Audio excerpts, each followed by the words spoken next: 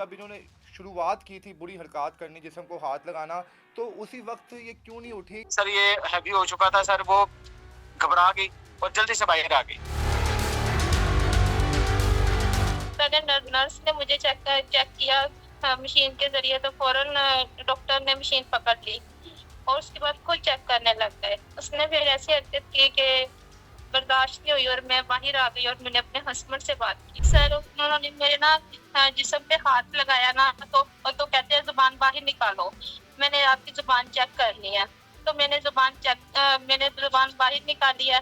वो मेरे जिस्म को ऐसे हाथ लगाते रहे। मैंने कहा शायद इनका ये तरीका होगा इस बात करने का। जब उन्होंने मेरी ज़ुबान के साथ ज़ुबान टच की, तो मैं फ़ौरन साइड पे हो गई और मैं बाहर आ गई। यास भाई, आपको वीडियो बनाने का ख्याल कैसे आया? क्योंकि आपने ये भी सोचा होगा जब मैं वीडियो बनाऊंगा लोग मुझ पे भी तनकीद करेंगे, मेरी बेगम पे भी तनकीद करेंगे। फिर आपने इतना हौसला कैसे दिखाया कि आपने तमाम उस मामले की वीडियो बनाई? सर बात ये कि पूरा अमला उस वक्त उसके साथ था सर। मेरे पास कोई सबूत नहीं था सर, मेरे पास मोबाइल था। मेरे दिमाग में वही कि मेरे पास वीडियो। मैंने डॉक्टर साहब से पूछा कि डॉक्टर साहब आपने ये क्या किया है, मुझे ये बता दें बस। अगर कोई मेडिकल रिपोर्ट है, कोई टेस्ट है, अगर मेडिकल रिपोर्ट में कोई टेस्ट ये आता है तो मुझे बता दें। एक्सट्रीमली सॉरी सर, आपकी आंखों में आंसू आ गए, मैं आपकी तकलीफ को समझ सकता हूँ। सोशल मीडिया पे जो लोग मजाक बना रहे हैं, मेरी अल्लाह से ये दुआ है कि अल्लाह पाक वो लोग तब तक ना मरे जब तक उनके साथ हो ना जाए। अच्छा बाजी, मुझे आप ये बताएं, उस दिन जब आप अंदर गई हैं तो डॉक्टर साहब को आपने मना नहीं किया कि मैं तो आपकी बेटी की उम्र की हूँ, आप ये हरकत मेरे साथ क्यों कर रहे हैं? ये वो चेकअप कर रहे थे। मैंने कहा शायद उनका ये तरीका होगा चेक करने का। जब उन्होंने कोई और उंगली इस्तेमाल की, तो मैं फिर रूम से बाहर आ गई। तो जब फिर मैंने अपने हस्बैंड से बात की। ठीक है, आपके हस्बैंड बता रहे हैं कि आप 5 मिनट जो हैं वो अंदर रही हैं रूम में, उन्होंने आपको चेकअप करते रहे हैं। तो उन्होंने उन्होंने एज अ पेशेंट आपको ट्रीट किया है कि उन्होंने जाते साथ ही आपके साथ बेहुदा और बढ़हना किस्म की हरकत करना शुरू कर दी थी? सर पेशेंट साइड पे बैठा हुआ था, दरमियान में पर्दा था और उन्होंने पहले नर्स ने मुझे चेक किया मशीन के ज़रिए, तो फ़ौरन डॉक्टर ने मशीन पकड़ ली और उसके बाद खुद चेक करने लग गए। और उसके बाद उसने फिर ऐसी हरकत की कि बर्दाश्त नहीं हुई और मैं बाहर आ गई और मैंने अपने हस्बैंड से बात की कि उन्होंने मेरे साथ ऐसा किया है, कि ऐसा यहाँ पे डॉक्टर ऐसा रूल है कि ऐसे डॉक्टर चेकअप करते हैं। तो उन्होंने फिर बाहर स्टाफ बैठी हुई थी, उनसे पूछा कि ये ऐसा मसला चलता है कि ऐसे चेकअप होता है? तो स्टाफ ने कहा नहीं, ऐसा तो कोई मसला नहीं होता। तो फिर उसके बाद फिर ये मामला हुआ। फिर मेरे हस्बैंड है, उन्होंने फिर बात की। तो फिर फिर उनसे पूछा कि आप बता दें कि ऐसा कोई मसला होता है कि आप चेक करते हैं? अच्छा तो जी वो जी खामोश जी। रहे और जब अंदर जाके छुपते और मेरे शोहर को कहते हैं कि आप अंदर आके मेरे से बात करें। तो मेरे शोहर ने कहा नहीं, मैं बाहर खड़ा होके बात करूँगा, मैं अंदर नहीं आऊँगा। तो फिर उन्होंने अंदर से कुंडी लगा ली और वो कहीं और जाके छुप गए। फिर मेरे शोहर ने फिर साइड पे जाके, पुलिस आई है, पुलिस से वो छुप गए और मेरे हस्बैंड ने साइड पे दरवाजे से लॉक खोला और वो अंदर छुपे हुए थे, तो अंदर से मेरे शोहर ने बाहर निकाला फिर उसको। फिर उसके बाद पुलिस ने उसे गिरफ्तार कर लिया था। अच्छा मेरी बहन, आपकी उम्र बताइए, आपके हस्बैंड ने कि 23-24 साल है, आप माशाल्लाह। तो और जो एफ आई जी तीस जी, साल बताइए, 30 साल भाईजान, 30 साल बताइए अच्छा आपको। 30 ईयर्स, सॉरी एक्सट्रीमली सॉरी। 30 साल उम्र बताइए आपके हस्बैंड ने आपकी। तो 30 साल में इंसान बड़ा समझदार होता है, मेच्योर होता है, उस किसी की अच्छी बुरी गंदी नज़र को पहचान लेता है कि ये शख्स मुझे किस नज़र से देख रहा है। और जो FIR दर्ज की गई है आपके हस्बैंड की जानिब से, उसमें कहा गया कि उसने आपको बाकायदा आपके पार्ट्स को हाथ लगाया और बाकायदा आपकी ज़बान को उसने जो छुआ। तो आपको इस दौरान ज़रा सी भनक नहीं हुई कि ये शख्स इखलाक से गिरी हुई हरकत कर रहा है, फौरी तौर पे शोर मचाऊं और उसी वक्त अपने हामद को अंदर बुला लूं मैं? नहीं सर, उन्होंने मेरे ना जिस्म पे हाथ लगाया ना, तो कहते हैं ज़ुबान बाहर निकालो। मैंने आपकी ज़ुबान चेक करनी है। तो मैंने ज़ुबान बाहर निकाली है। वो मेरे जिस्म को ऐसे हाथ लगाते रहे। मैंने कहा शायद इनका ये तरीका होगा इस बात करने का। जब उन्होंने मेरी ज़ुबान के साथ ज़ुबान टच की, तो मैं फ़ौरन साइड पे हो गई और मैं बाहर आ गई। जब आपको धमकियां भी मिल रही हैं, सुने आपको भी थ्रेट किया जा रहा है, आपके हामन को भी थ्रेट किया जा रहा है, तो आप क्या समझते हैं, आवाज़ उठाना क्या इस सोसाइटी में जुर्म है कि आप किसी के खिलाफ आवाज़ नहीं उठा सकते? नहीं, आज भी उठा सकते हैं कि हम मरियम नवाज से गुजारिश करते हैं कि जैसे आज मेरे साथ ये बात हुई है, कल को किसी और के साथ भी हो सकती है। तो ऐसे जो इंसान काम करते हैं, उनके लिए सख्ती से सख्ती सज़ा दी जाए, उन्हें गिरफ्तार किया जाए और सज़ा दी जाए। अच्छा आप ये बताएं मेरी फिर बहन, मर्द जी जी, मेरी बहन अगर उस वक्त ये वीडियो ना बनती इस पूरे मामले की और सोशल मीडिया पे वीडियो वायरल ना होती, तो क्या समझती हैं कि आपको इंसाफ मिल पाता?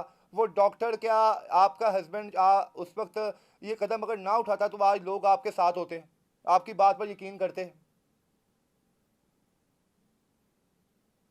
मतलब कि इस वीडियो, जी जी तो आप दोबारा सवाल मेरा, दोबारा दोबारा जी क्या? जी, सवाल मेरा आपसे ये है कि क्या उस वक्त अगर आपका हामिद ये वीडियो ना बनाता तो क्या आपको लग रहा है कि आज जो अवाम आपके साथ खड़ी हुई है वो शायद ना खड़ी होती? ये सबूत उनके पास मौजूद है। जी सर, नहीं, हाँ जी। मैंने अपना फैसला रब पे छोड़ दिया था, मैंने कहा अल्लाह देखता है। लेकिन जब मैं बाहर आने लगी, मैंने कहा नहीं, नहीं, ऐसे नहीं होना चाहिए। मैंने फौरन अपने हस्बैंड को बताया कि मेरे साथ ऐसा हुआ है और मेरे कदम आगे नहीं बढ़े। मैं वहीं रुक गई और मैंने अपने हस्बैंड से कहा कि मेरे साथ ये बात हुई है, इनसे पूछें। तो फिर मेरे हस्बैंड ने उनसे पूछा तो कहते नहीं है, ऐसा तो कोई टेस्ट ही नहीं है। तो फिर मेरे हस्बैंड ने फिर उन्हें गिरफ्तार करवा अच्छा दिया। आप पहली दफ़ा इस डॉक्टर के पास आई थी या इससे पहले भी आप इस डॉक्टर को जानती थी? नहीं, मैं इस डॉक्टर को नहीं जानती थी। मैंने सिर्फ 1 हफ्ता पहले चेकअप करवाया था और नर्सिंग ने मुझे चेक किया था, 1 हफ्ते की मेडिसिन दी थी। तो ठीक। फिर उस अल्ट्रासाउंड नर्स ने किया था, डॉक्टर ने नहीं किया था। तो 1 हफ्ते बाद हमने 21 हमने 21 तारीख को जाना था, तो हम नहीं जा सके, हम 22 तारीख को चले गए। तो फिर डॉक्टर ने ये काम किया है। अच्छा मेरी बहन, ये भी इल्ज़ामात लग रहे हैं, देखें वो बहुत से लोग जो आपके हक में खड़े हुए हैं, तो कई लोग ऐसे भी हैं जो डॉक्टर मोहम्मद रफ़ीक गुजर के हक में खड़े हुए हैं। लोग कह रहे हैं कि पिछले 40 साल से ये डॉक्टर साहब हितमात दे रहे हैं, ये इस खातून और इसके हामद ने मिलकर एक साजिश रचाई है। तो क्या आप कोर्ट सर में ये जाकर डिफेंड कर पाएंगी इस सर चीज़ ये को? सर ये सर ये बहुत उसलो सलूक वाला आदमी है, बहुत उसलो सलूक वाला, सियासी बेस पे लॉयर भी है और लॉयर कम्युनिटी इसके साथ है, डॉक्टर हजरात इसके साथ है। सर ये बहुत पावरफुल आदमी है, पैसे वाला है, बहुत ज्यादा पैसे वाला है। तो हमारा तो सिर्फ इंसाफ जो है सर आर्मी चीफ साहब से है, चीफ जस्टिस ऑफ पाकिस्तान से है और वज़ीर आला मरियम नवाज साहब से है और शहबाज शरीफ साहब से गुजारिश है कि हमारे साथ इंसाफ किया चले जाए। मेरी बहन को कि मरियम नवाज से क्या अपील करना चाहती हैं वो अपील कर दूं कि वो मरियम नवाज कहती है हम खवातीन हमारी रेड लाइन है। और अगर सॉरी, एक्सट्रीमली सॉरी सर, आपकी आंखों में आंसू आ गए, मैं आपकी तकलीफ को समझ सकता हूं। और जिस तरह ये इल्ज़ाम लग रहा है कि आपने उनकी किरदार कशी की और है, सोशल मीडिया पे जो लोग मजाक बना रहे हैं, मेरी अल्लाह से ये दुआ है कि अल्लाह पाक वो लोग तब तक ना मरे जब तक उनके साथ हो ना जाए। जब किसी के साथ होगी ना तो फिर एहसास होता है कि ये हुई है। उससे पहले इल्जाम लगाना, बातें करना बहुत आसान है। मेरी अल्लाह से गुजारिश है, अल्लाह तो सुनता है ना, जुम्मे का दिन है, या अल्लाह जो भी गलत कमेंट कर रहा है, जो कोई बात कर रहा है, अल्लाह तेरे आगे दुआ है जल्द से जल्द अल्लाह पाक जिसने भी गलत बात की है, बगैर देखे बगैर सुने, अल्लाह अल्लाह अकबर। पाक वो अपनी बेटी से, अपनी बहन से, अपनी माँ से, अपनी बेगम के साथ होती हुई देखे और फिर वो उस बात को याद करे कि यार किसी बंदे ने हज के महीने में बात की थी, एक शरीफ आदमी ने बात की थी, हमने मानी नहीं, हमने एलिगेशन लगाए, इल्जाम लगाए। अल्लाह से ये दुआ है कि अल्लाह करे वो जल्द से जल्द जो भी बंदा है ना, जो भी बंदा गलत आदमी को सपोर्ट कर रहा है, अल्लाह करे वो अपना नतायज दुनिया में देखे और बहुत जल्द देखे। इजाज साहब कोई पैसे जैसे लेके सुलह की तरफ तो नहीं चले जाएंगे आप? क्योंकि ऐसे मामलों में अक्सर देखा है कि आखिर में सुलह हो जाती है, तो अगर कोई आपको वो बाड़ी ऑफर सर करवाए? सर गैरतमंद कौम है, तूर बरादरी से तल्लक है, राजपूत है, मर सकते हैं, ऐसी हरकत नहीं कर सकते। अपना बिजनेस है, अच्छे खाते पीते घर के लोग हैं, अल्हम्दुलिल्लाह अल्लाह का दिया बहुत कुछ है। मियाँ चलो में हमारा एक नाम है, इज्जत है हमारी एक। वैसे उनकी जानिब से कोई ऑफर आ रही है आपके पास कि सुलह की तरफ के लिए आए?